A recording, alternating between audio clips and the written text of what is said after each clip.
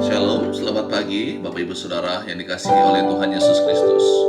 Bersyukur untuk pertolongan Tuhan yang telah membangunkan kita pada pagi hari ini. Saya bersama-sama mengajak kita untuk menaikkan suatu pujian di hadapan Tuhan. Sungguh besar Kau Allahku.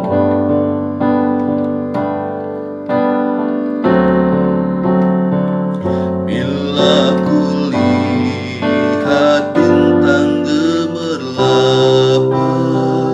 dan bunyi burung riuh ku dengar, ya Tuhanku, tak putus aku heran melihat ciptaanmu yang besar.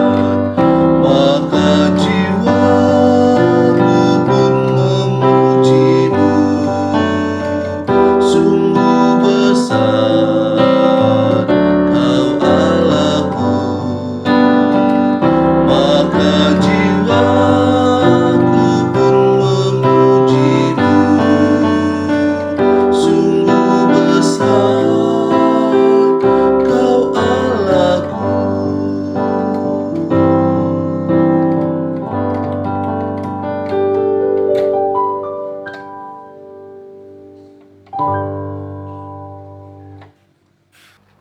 Lukas pasal yang ke-10 ayat 33 sampai ayat yang ke-35.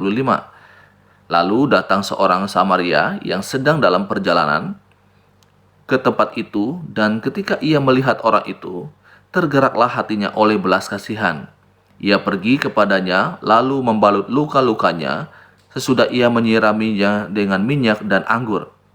Kemudian ia menaikkan orang itu ke atas keledai tunggangannya sendiri, lalu membawanya ke tempat penginapan dan merawatnya. Keesokan harinya, ia menyerahkan 2 dinar kepada pemilik penginapan itu. Katanya, "Rawatlah dia, dan jika kau belanjakan lebih dari ini, aku akan menggantinya waktu aku kembali." Saudaraku, kita akan merenungkan pada poin yang ketiga dalam perenungan Injil Lukas pasal yang ke-10 ayat 33 sampai ayat yang ke-37. Poin ketiga hari ini adalah melakukan tindakan kasih itu harus secara total. Melakukan tindakan kasih harus secara total. Mari kita perhatikan bagaimana orang Samaria ini memberikan pertolongan kepada si korban dengan total. Mulai dari ketika ia mendapati bahwa si korban itu sedang dalam kondisi luka dan setengah mati, habis dipukul oleh penyamun-penyamun. Dikatakan bahwa ia membalut luka-lukanya, kemudian menyiraminya dengan minyak dan anggur. Tidak sampai di situ, ia juga menaikkan orang ini ke keledainya, lalu membawanya ke tempat penginapan dan merawatnya.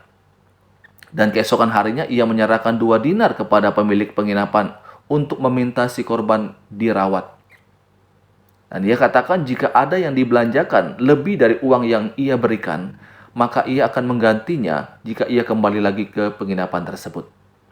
Bapak Ibu Saudara, kalau kita berbicara mengenai mengasihi secara total, maka pasti akan ada yang dikorbankan.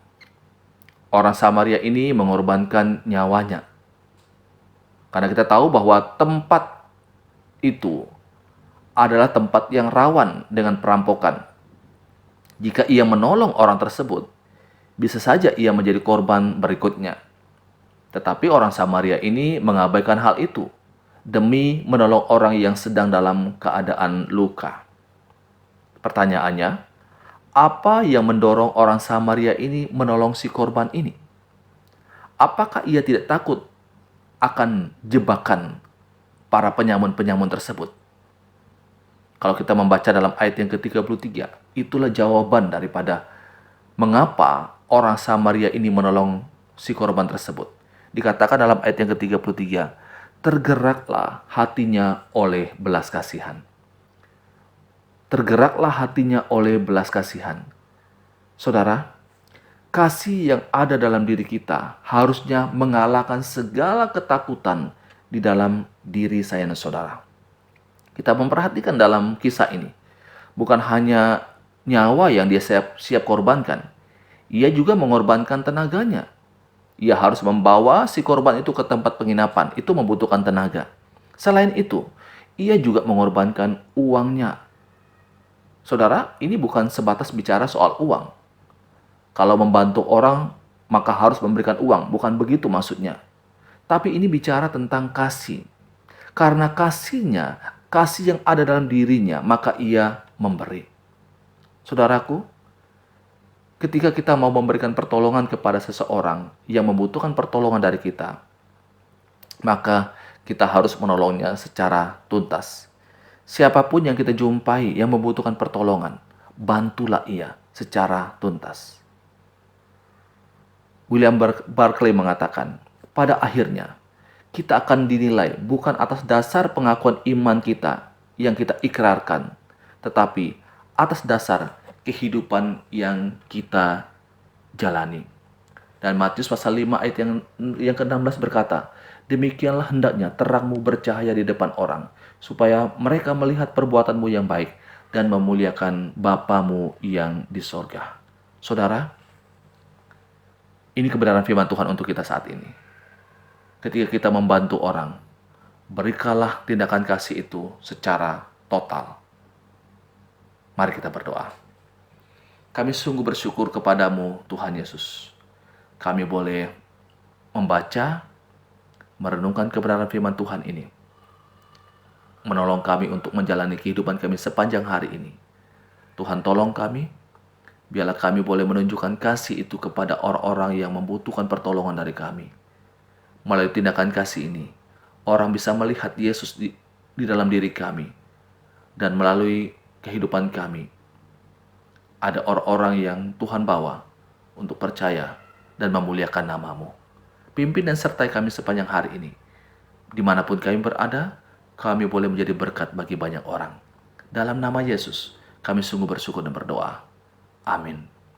Selamat pagi, selamat beraktivitas, muridkan satu orang lagi bagi Kristus.